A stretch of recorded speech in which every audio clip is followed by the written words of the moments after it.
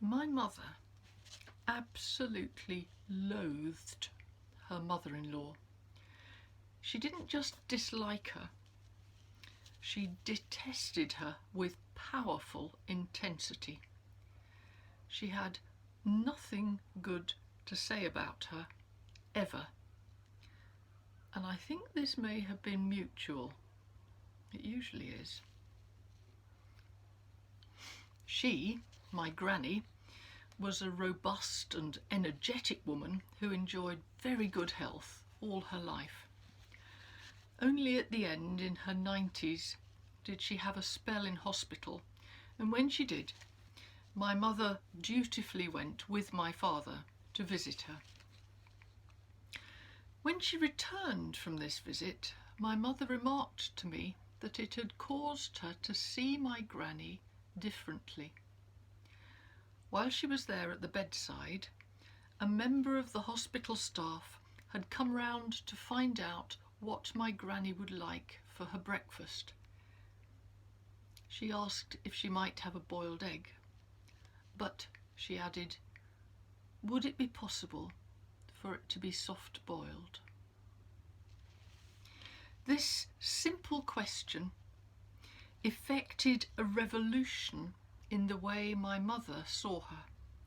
I mean, she knew perfectly well that my granny liked soft-boiled eggs, having had her stay in our home on many occasions. But it dawned on her, hearing the preference simply articulated like that my granny had a point of view. She could suddenly see that, not having much longer to live, it was important that she should have her egg the way she liked it and enjoy her breakfast while she could. You might say it was the first time she ever saw this old woman, not as a threat or an intruder or a critic, but just as another human being. Her attitude towards her softened. It reminded me a bit of the time a friend of mine worked as a hospital porter in his university holidays back in the 1970s. It upset him deeply when an old man asked the hospital staff if he might have a banana, and they wouldn't let him. And then he died the next day, never having had his banana. These things matter, don't they? My Uncle Jeff, who lived to be in his 80s, struggled a lot with ill health and infirmity in the last few years. And the day he died, he had recently come home from the hospital. He wanted to have a proper bath. Perhaps they only had showers in the hospital, and he asked his carer if he could have bubbles in the bath. So she ran him a bubble bath, deep and hot, just how he liked it. And he luxuriated in it, really enjoyed it. And then he died. It's the little things, the soft-boiled egg, the banana, the bubble bath, that help you see the person. When my children were small, we knew a woman who was not kind to her children because she was mentally ill. I don't want to go into too much detail because I think she is still very much alive and I don't want her to be identifiable. We who knew her did what we could to help and support her, and she often came to my home with her children, though I was quite frightened of her. She was very violent. To give you the idea, I saw her once pick up her child by his hair and punch him in the gut. We did our absolute best to help, but in the end the connection was severed because we let the social services know that all was not well, and as you can imagine, That brought down all manner of trouble on our heads. But during the years we travelled along the same road with her, she once made a casual comment about her home, that she had loved it because it had sea views, and that was so important to her. That stopped me in my tracks completely, caused me to see her quite differently. That a woman who could scrub her children with abrasive household cleaner and bite them would also delight in a sea view and hold it precious, gave me an entirely different perspective. It didn't make me think her domestic scenario was okay, obviously.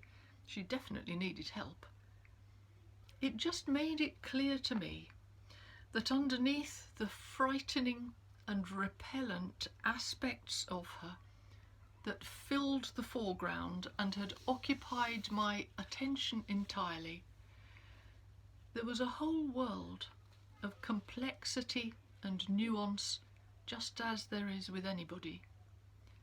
I realised she wasn't a problem, she was a woman. I worked as a free church hospice chaplain in the early 1980s, when there was so much fear and controversy around the subject of AIDS, which was bringing to the fore discussions about human sexuality. On one occasion, a group of us from our hospice went to the London Lighthouse to learn about their wonderful and pioneering ways of responding to people living with AIDS and their loved ones. On that occasion, I was taken aback by the reaction of one of the nurses, our nurses, who was absolutely horrified because one of them shook my hand. She was not only afraid of the AIDS virus, still only just beginning to be understood, she also found homosexual people repugnant. As she struggled to come to terms with all this, disconcerted as a nurse by her own reactions, it was gently brought to her attention that one of her colleagues, whom she loved dearly, was a gay man. She actually knew and loved one of these homosexuals. For her, this was the beginning of a long journey out of prejudice, that what had horrified and repelled her was not a monster or a thing, but this dear and beloved friend with a name, with a face, and with a personality, and so much more to know about him than just his sexual orientation. My first husband, Roger, the father of my children, moved around a certain amount in his childhood from place to place as his father advanced in his professional career. At one point, they lived in Bury, in Lancashire, a county with a significant population of Indian and Pakistani people. At school, Rog made friends with a boy called Manish Bhatt. The people with that surname can be Muslim or Hindu and come from various parts of India, but many of them are Brahmins from Kashmir. Rog and Manish became firm friends, and one day Manish invited Rog home to his house for supper. What Rog encountered there was, to a small boy originally from Calder Valley in Yorkshire, in the still unsophisticated world of the 1960s, nothing short of amazing.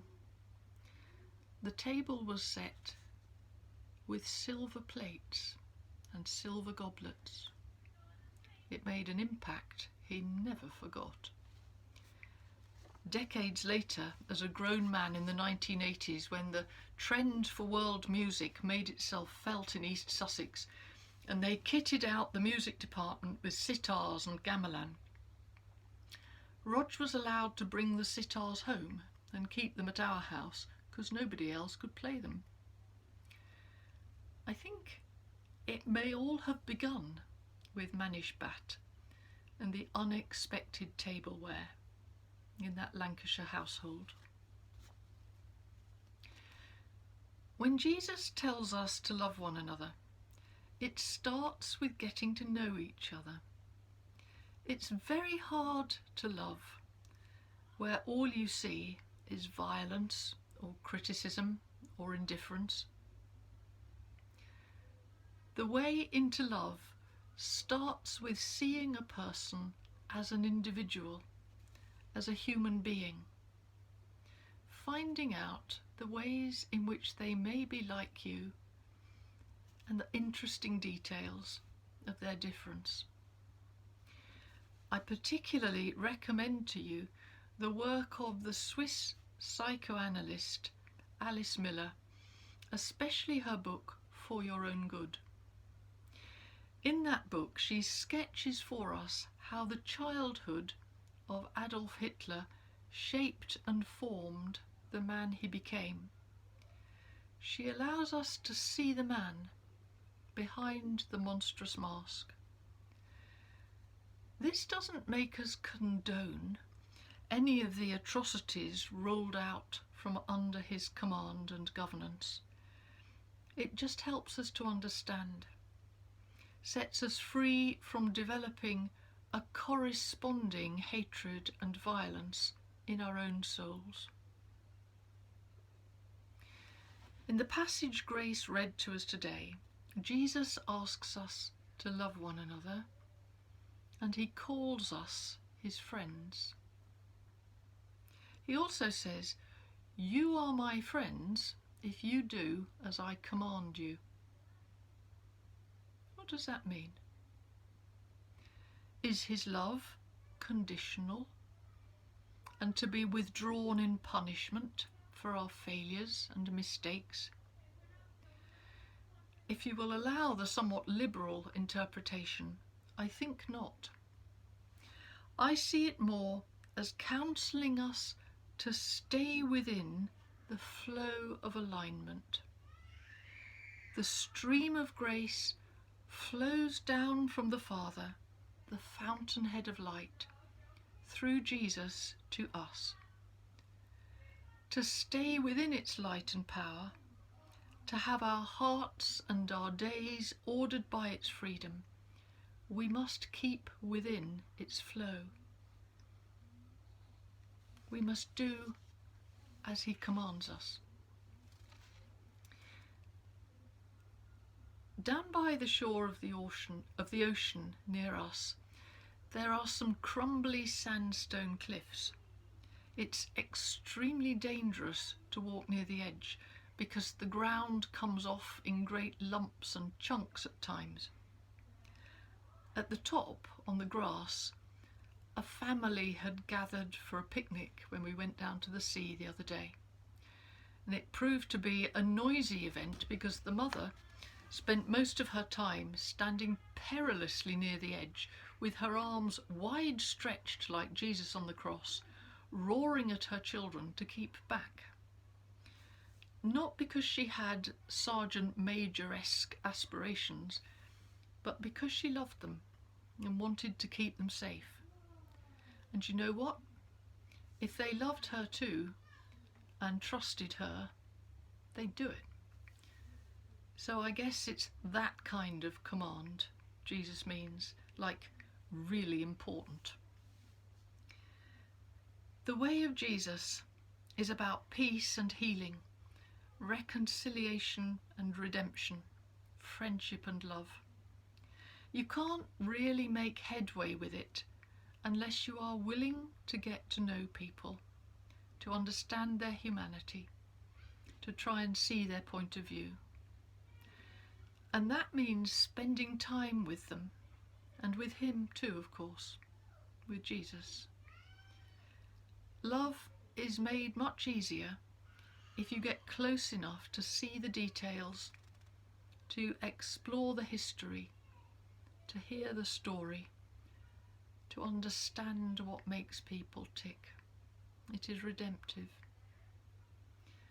The soft-boiled egg, the banana, the bubble bath, the sea view take you past any chilling and repugnant exterior shaped by social programming and conformity to tribal norms. The silver goblets open your eyes to the wonder and charm of difference. The discovery that your own beloved friend and colleague is one of them makes all of them less of a threat. Life is lived, after all, in the details. Perhaps they are what make us human and bring us home.